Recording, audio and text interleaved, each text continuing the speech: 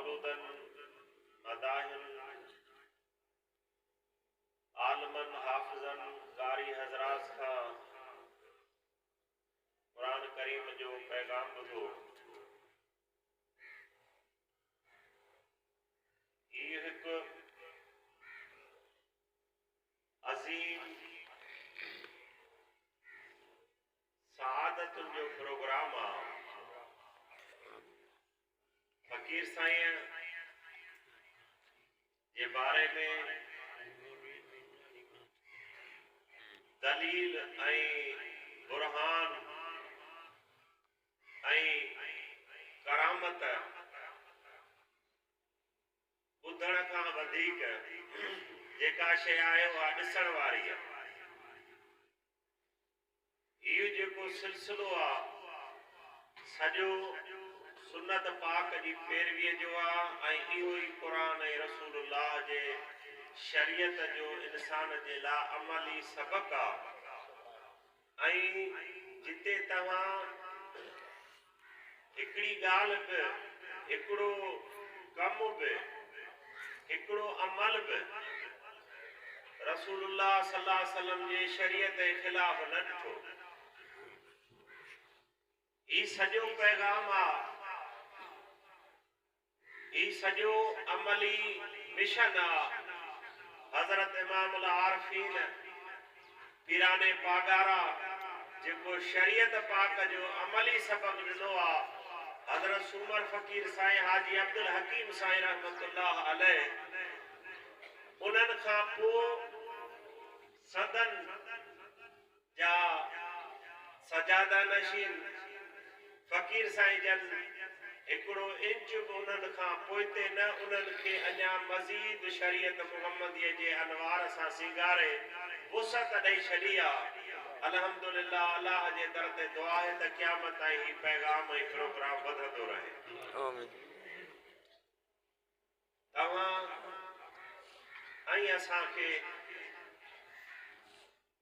जेके फ़कीर साईं सां मदरसे सां न्याणियुनि जे मदरसे सां मस्जिदुनि जे हवाले सां फ़कीर साईं जे बालकनि जे हवाले सां राज भाग जे हवाले सां जंहिं तरफ़ सां बि असां आयासीं फ़कीर साईं जे तरफ़ां तव्हांखे हर हिक खे लखे इज़तूं मिलियूं, लखे मान शान मिलिया ऐं ज़िंदगीअ जो उहो नज़ारो मिलियो।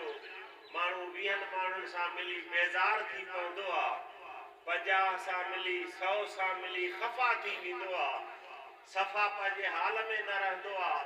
पर अल्लाह वारनि जी इहा करामत आहे जो हज़ारे ख़ल्क़ सां वॾो फ़कीर साईं ऐं हिन वक़्तु फ़कीर साईं जन हज़ारे ख़ल्क़ सां मिलण खां पोइ बि तव्हां सां जेको मिलंदो सम्झंदव त फ़कीर साईं हींअर असां सां ई पहिरीं मुलाक़ात करे रहियो आहे। इहा अल्लाह जे वलियनि ऐं दोस्तनि जी निशानी आहे, जंहिंजे चेहरे ते सुख में दुख में गमीअ में ख़ुशीअ में पंचायत में परावप में शहर में ॻोठ में मदीने में दरगाह ते हर जाइ ते तव्हांखे मुल्क नज़र अचे ऐं तव्हांखे का बि अल्लाह खां परे करण जी ॻाल्हि नज़र न अचे त वॾे खां वॾो वली दुनिया में उहो आहे। ऐं वली थियण जे लाइ असांखे उन्हनि जे सोबत में अचिणो आहे। बिजलीअ जी रोशनी खपे थी, बटन रोशन कबो आहे, ऊंदहि ख़तम थी वेंदी आहे त अल्लाह जो कुर्ब हासिल करण जे लाइ शरीयत जे पाबंदीअ सां गॾु अल्लाह जे क़ुरान चयो त कुनू मा सादिकीन चङनि माण्हुनि सां गॾु वेहबो आहे। हाजी अब्दुल हकीम साईं रहमतुल्लाह अलैह, हाजी सूमर फ़कीर साईं रहमतुल्लाह अलैह वॾा वाइज़ कोन कया, पर अहिड़ा वाइज़ करे विया जो लखे दिलनि ताईं ला इलाहा इल्लल्लाह मुहम्मद रसूलुल्लाह जो पैगाम पहुचे पियो ऐं 24 कलाक पहुचे पियो। वाइज़ इहो आहे। मुफ्ती मोहम्मद रहीम ॻाल्हाए, मुफ्ती अब्दुल रहीम ॻाल्हाए, मुफ्ती दुर मोहम्मद साईं रहमतुल्लाह अलैह ॻाल्हाए, गुलाम अब्बास ॻाल्हाए, डॉक्टर गुलाम अब्बास कादरी ॻाल्हाए, इन दौर जा आलम ॻाल्हाइनि, मदरसनि में पढ़ाइनि, थरनि में बरनि में पढ़ायूं थियनि।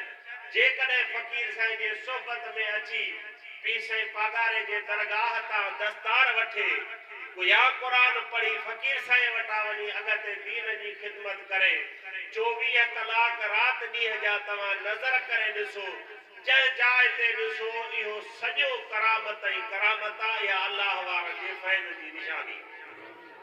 फैज़ को देगी कोन जो तव्हां ॾिसो। रात मुश्ताक अहमद हिकिड़ी तव्हां सां ॻाल्हि कई मौलाना साहब जेको 77 78 में हिते पढ़ंदो हो फ़कीर साईं जे मदरसे में। अॼु हुन जा औलाद आलिम आहिनि, कई मदरसा पिया हलनि हिकिड़े फ़र्द जे करे। उन्हनि मदरसनि जा वरी हेठि मदरसा पिया हलनि, उन्हनि जा शागिर्द सभनि ॻोठनि में पिया पढ़ाइनि। इहो फ़कीर साईं जो हिकिड़ो शागिर्द आहे जंहिंजे हिकिड़े जे सोबत में हज़ारे ॿार रोज़ाना ला इलाहा इल्लल्लाह मुहम्मद रसूलुल्लाह जी शरीयत सिखनि।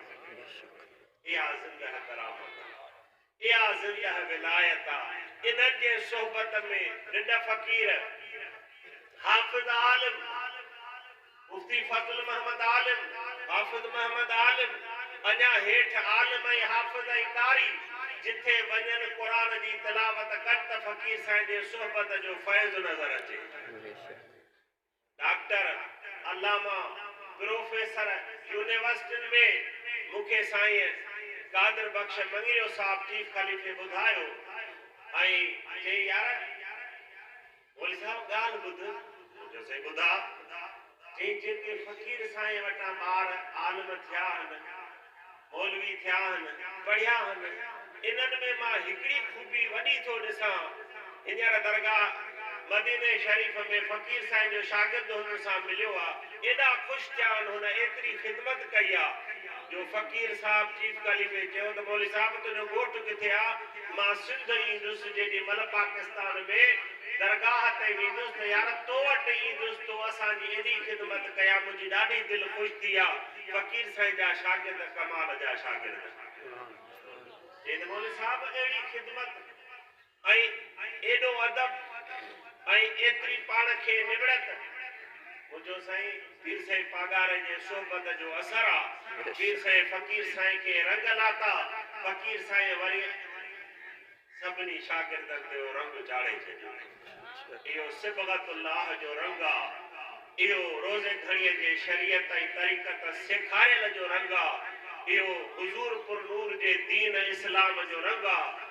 हाणे उन रंग में रंगिल हिन फ़कीर साईं जे दरबार जो जेको सजाद नशीन आहे, इन सॼे प्रोग्राम जो मांडाण जो अॻवान आहे। उन जे वाइज़ ऐं नसीहत ऐं जेका पछाड़ीअ मोहर लॻंदी आहे, उन वाइज़ नसीहत ऐं सॼे प्रोग्राम ते रोशनी ऐं आख़िरी गुलाब जा गुल तव्हांखे ॾियण लाइ मां पंहिंजे मोहसिन हज़रत अल्लामा फ़कीर साईं इंजीनियर